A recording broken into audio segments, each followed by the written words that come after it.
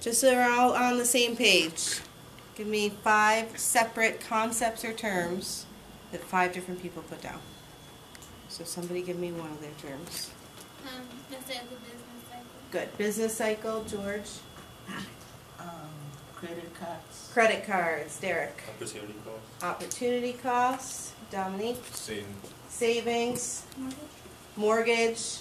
Give me one more, Stella, just for good luck. Budgeting. Budgeting. All right, perfect. In step 2, you are now going to decide what your position is on this focus statement. So again, the focus statement is increasing the minimum wage would have a positive impact on the U.S. economy.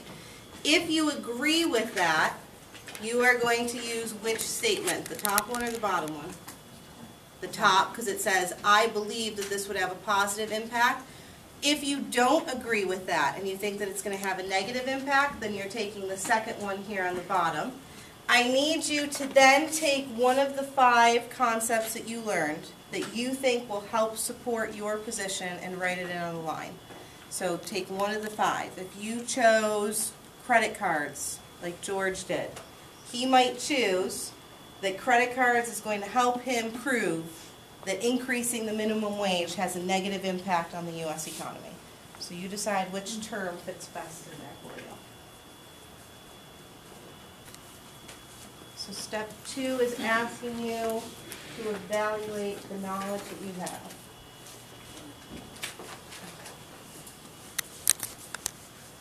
Step 3, I want you to take whatever you had in step 2 and you're going to move it down now. And what you're saying is, according to this topic that I chose, it strengthens my position regarding increasing minimum wage or not increasing minimum wage because I know blah, blah, blah, blah, blah. And you tell me what you know. Apply your knowledge. So let's use George's example again. If George stuck with credit cards, he would say, credit cards strengthen my position on increasing the minimum wage because, and put that down for me. Explain it to me.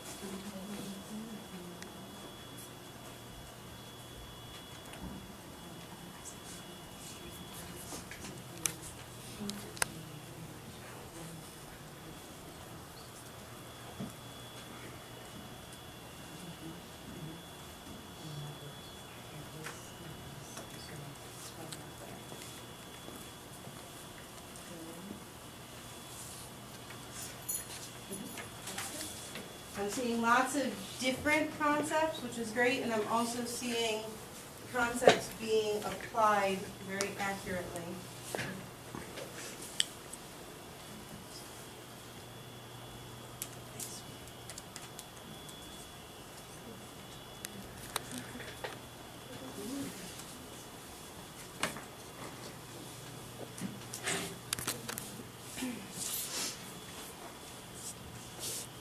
Alright, so I just want to hear randomly 3 people's responses to step 3. And just because you hear somebody else's response, does that mean that your response is incorrect? No. So keep going with your response. Hold on to that. I just want you to hear what else is floating around out there. So 3 volunteers. I got Derek, Shantice, and Akira. Thanks. Derek, you're up. Nice and loud. So what I said, is increasing minimum wage will help on the unemployment rates, because when you increase minimum wage, it'll help the people's jobs better. They can have a better lifestyle, and so you can have a lot of people when they see high-paying jobs, and you have more people trying to come in, and then the unemployment rates will go down. Okay, possibly. Shantice, what's your application? All right, so I said net income, and that's the end result, right? Mm-hmm. All right, so I said net income, it strengthens my position because with increasing minimum wage, people will have more money to take home. Although taxes are taken directly from their checks, people will have more money to put into their bills and things that they have to take care of around the house, rather than with the gross income, that's not money that you get to keep. Okay, interesting. Akira, last sample. I said it was negative because inflation supports my position, because if we get more money, then that means more money into the economy, which means that the prices have to go up in order to balance everything out. Good. So they're really not getting a good deal. Perfect. So just from that random sampling, we could be talking about things like inflation, net income, unemployment, all the impacts that this is going to have on our economy. For right now, you are going to turn to the next page, and we are going to complete the pros and the cons of this minimum wage argument. Is it okay for you to be on one side of this argument? Yeah. Yes. Do you have to know the other side of the argument? Yeah. Yes. Why?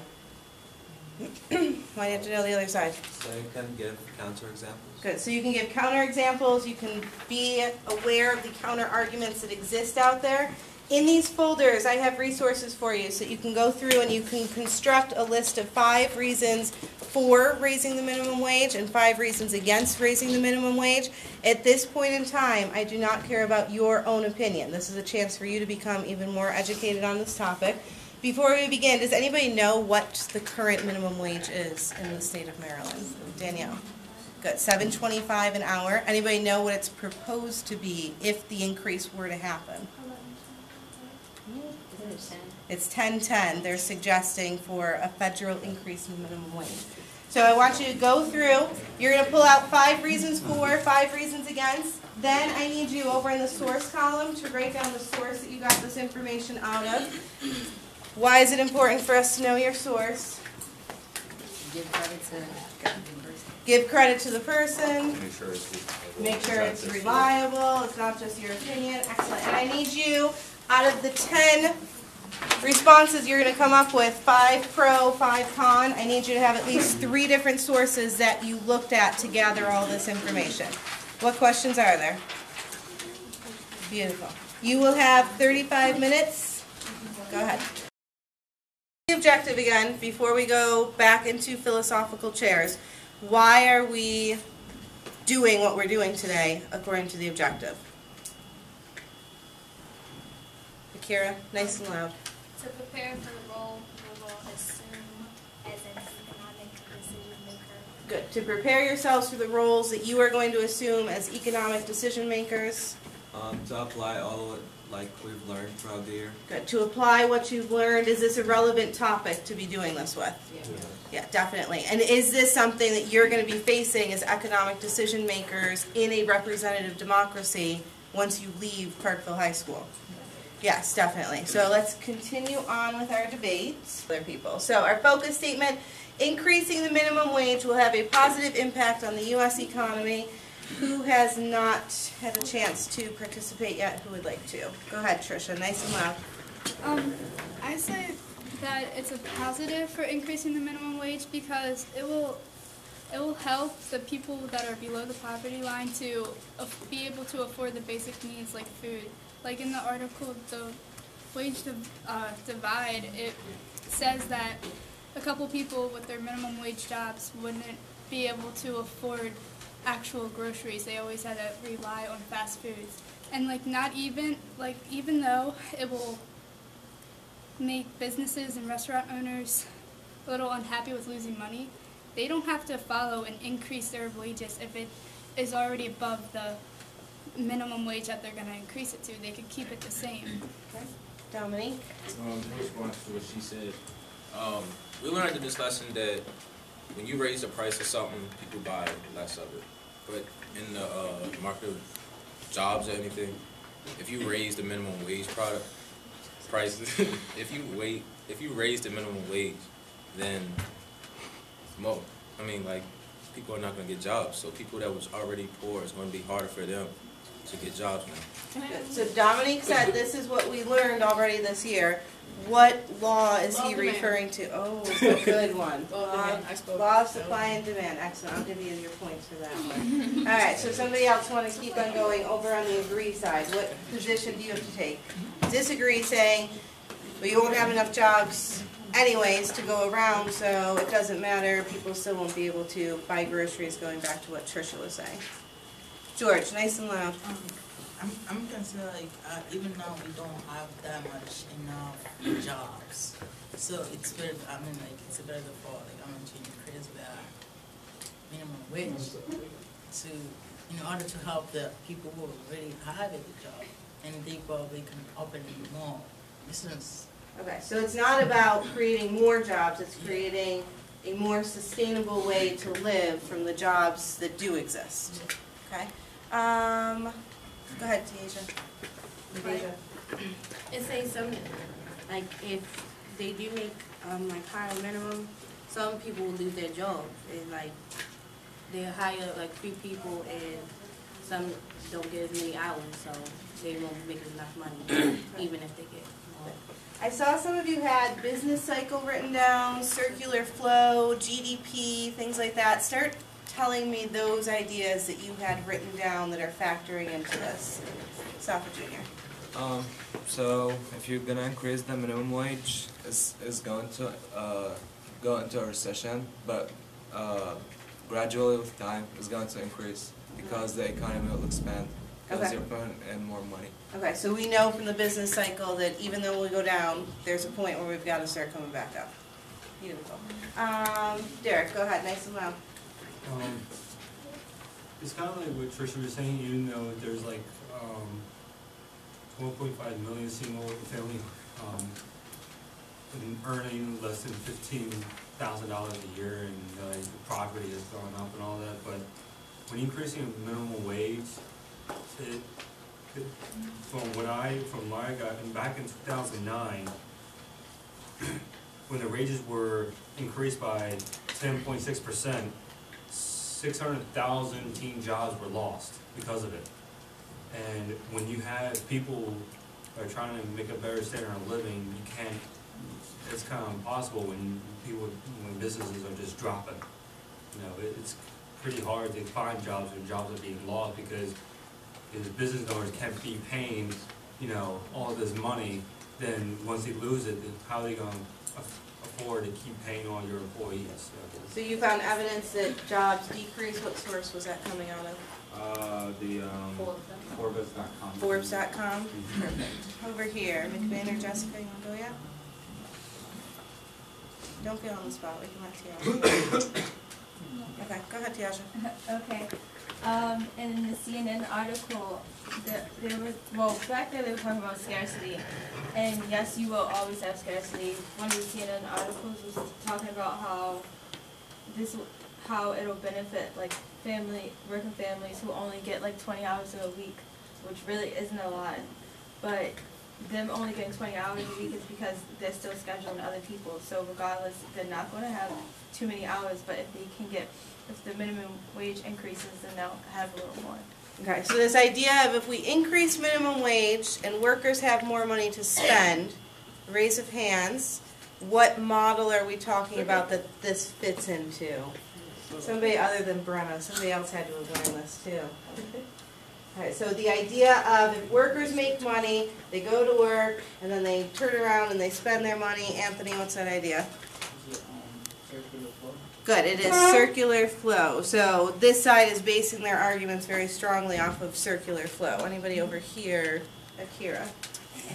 So, based on circular flow, well, as of right now, we already know, like we learned before, that because there's too much money in the economy, then interest rates are low, and we know that interest rates are low now. So as of right now, there's already too much money in the economy. So if they increase the minimum wage, like somebody said earlier, it's only going to help the unskilled workers. The people that are skilled, that have a fixed income, that's negative for them because their pay is not going up. So when Soccer Junior said like 92, it's going to help 92% of the people that are employed, and it's not really going to, you know, there's not that many unemployed people. It's not going to help everybody that's employed. It's actually only going to help people that's working at like McDonald's or Burger King, and most of the people that work there are just students in schools. So they're in schools to make money to be a skilled worker, and that's gonna, and because there's too much money, then the prices of everything's gonna go up. People that are skilled are gonna be at a disadvantage. Good. Keep that idea going with the interest rates there. I like that. So if you have a fixed income, and we know now that there is more money going to be pumped into the economy, then interest rates are going to keep going down. And why is this not a good thing for the economy? Because we're using our own money. Okay. If the interest rates keep on, you know, staying low, and banks can't give out loans and stuff like that because, you know, there's already too much money out there. So they're going to put an even tighter hold on banks giving out loans, and that's going to be a disadvantage to students. Good. And remind me again, who controls the amount of money and interest rates? Federal Reserve. Federal Reserve. Raise your hands, I'm so excited. All right. So debriefing philosophical chairs. What I want you to do is consider everything that you heard, everything that you've learned, your own personal opinion about this matter, because you are an economic decision maker. And I want you to tell me, where do you stand on the issue of increasing minimum wage? You have information from your drill. You have information from prior to starting the philosophical chairs. You have information from the actual philosophical chairs. It might seem like you are rewriting, but what am I expecting you to do with all this information? Put all that information together. Good. I want you to put it all together. I want you to synthesize it. I want you to take it to the furthest point that you can take it. I want you to support your position with at least one source. I want you to bring up a counter argument that somebody else could make or has made to your position. And then I want you to include and apply the concept or term that you use from your drill. So if you chose inflation, I want you to include how inflation factors into this. If you chose consumer price index, I want you to tell me how that factors into this. Circle the concept that you're using when you write it down. I just need to have it circled once for me, so you don't have to circle it all over the place. Circle it once, let me know the term or concept that you're using. Remember, the term or the concept came off of your drill paper here initially where we started today. And then apply, apply, apply. Good? Good.